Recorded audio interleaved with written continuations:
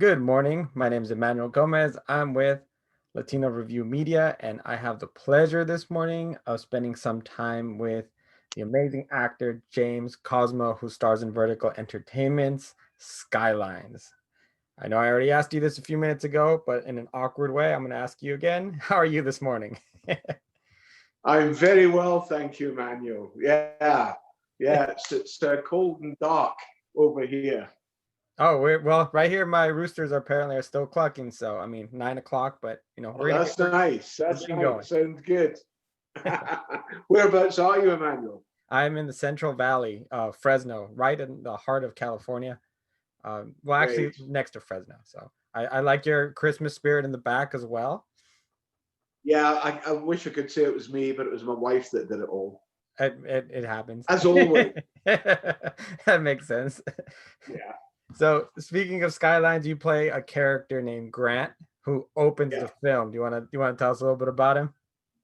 Well, he's an interesting sort of character, who knows what history he's had, but he's the sort of raconteur of the story and comes in at various points, and runs through with the audience. So pretty integral to link up all the different things. But he's a pretty feisty old guy. Yeah.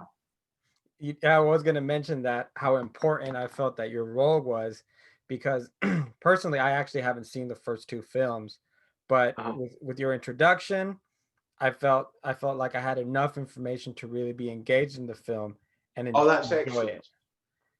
And Great. That's good to hear, Emmanuel. Excellent. That's good because it's important that if people like you that haven't seen the first two movies can dip into it right away. I think that's really worked for the movie then. you've worked on tons of films, tons of shows. You have great experience. So I wanted to ask you, on a film like this, what do you think that sci-fi has that makes it so appealing to audiences that sometimes critics don't get? Oh, that's an interesting question. Yeah. Um, I think the general audience are more willing to uh, accept a sci-fi world, and maybe the critics are a bit more uh, critical in that way. But even though it's in a sci-fi world, it still addresses the same issues as the real world. It's although it's fantasy, it's got to be based on the human experience. And so I think like Joseph Campbell said, there's only 8 stories or whatever he said, whatever number he said. But there's only a few actual stories, and in every piece of literature, every film can be drawn back to have their genesis in one of those stories.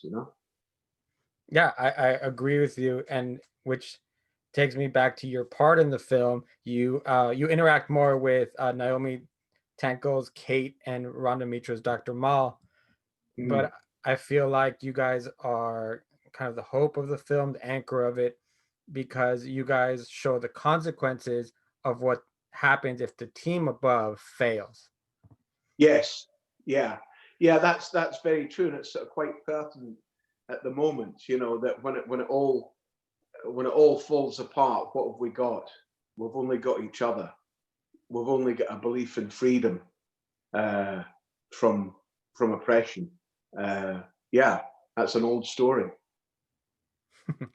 So, what was it like working with them? And then also, actually, more than that, you have an interaction with one of the pilots, and I know that they were practical effects. How was Yeah, that working with them? it was extraordinary. It was quite amazing. Because, as you know, so often it's blue screen. Mhm. It's you're acting to, like on Dark Materials, you're acting. It was ridiculous. You're acting to guys with tennis balls and things. That makes it really hard. But when you actually see this thing, and it's like 9 foot tall and terrifying, and it moves in such a feral sort of way. The guys that did it are they're so talented. It was quite creepy, and very intimidating. I bet it helped you get better into the Oh, to the group. absolutely. Yeah. Yeah. Oh, big time. Yeah. Can you talk about a little bit about Liam O'Donnell's vision for the film as the writer and director? Well, I think it's very much his movie, to have that vision of this world, and his thoughts on how we behave in it. So it's always lovely to work with writer directors, because there's no filter between the screenplay and the director and the actor. It's just one person trying to infuse you with their vision of that story, and that makes it a lot easier for an actor. So I really enjoyed it, and he's a lovely chap, and we had a great time on the set. It was terrific. He's very, very professional, but also very, very good with actors. He gives you space and gives you Okay. freedom, which is very important, and to take the stress out of stuff. He's very good at that. Despite the fact that maybe your character Grant's considered a lesser role in the film, but Yeah. still integral, how do you prepare for something like that? Is it a little bit different than other roles, or just of curiosity? Um, it doesn't really matter uh, whether it's a big role or a small role. They've all got to be approached with the same precision and concentration. There's no way around that. And you just get on there and try and do the best job for the show as you possibly can. And I like the character of Grant. He's the kind of guy that you'd like to go for a beer with sometime. As long as he didn't have a gun. Well, as long as you're not on the other side of the gun, I feel. Yes, exactly. Yes, yeah, yeah. You're right. Yeah, because in the film he really serves, I think, as a well. You see it in the beginning as a protector, Yeah, as the soldiers are coming around asking questions. He's real yeah, quick to stand up yeah, to them. yeah. We all know guys like that. Yeah, and you definitely want them on the right side. Yeah, absolutely. Yeah. So curiosity also, how was this camp film? Was it on location in a field? And what? How did you guys? Yeah, we it was an amazing set to look at. The amount of detail that they managed to create in that camp. Things that that's where set design is so important. And is very seldom recognized by the general public, certainly, but it adds so much to the movie, just to give that atmosphere. There'd be all sorts of things lying around, and you think, oh, there's a story behind that. Why was that there? And, it created a tremendous atmosphere. Yeah, and we shot it out in Eastern Europe, and a blazingly hot sun. It was fantastic. Do you have a favorite moment from the film? Uh, Well, that you Death can talk scenes are about. always good. I'm sorry. Death scenes are always Oh, good. that that was I don't want to spoil too much, of course, No, about. no, no, no. We'll leave it at that, shall we? Yeah, that's good. Can you comment on Lindsey Morgan's performance of Captain Rose Corley? Oh, terrific. Absolutely terrific.